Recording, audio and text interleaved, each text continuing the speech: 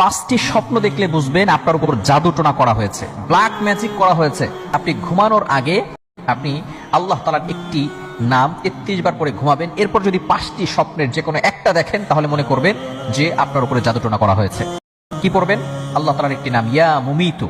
আল্লাহ তাআলার একটি নাম ইয়া মুমিতু, এই নামটা 33 বার পরে আপনি ঘুমাবেন।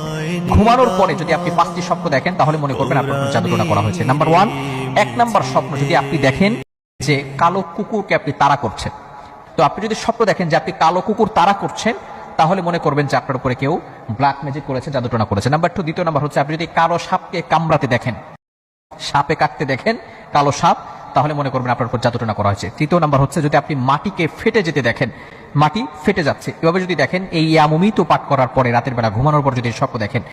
চতুর্থ নাম্বার হচ্ছে যদি আপনি কালো কাক স্বপ্ন দেখেন। এবং পঞ্চম নাম্বার হচ্ছে যদি আপনি ফকিরকে গালি দিতে দেখেন।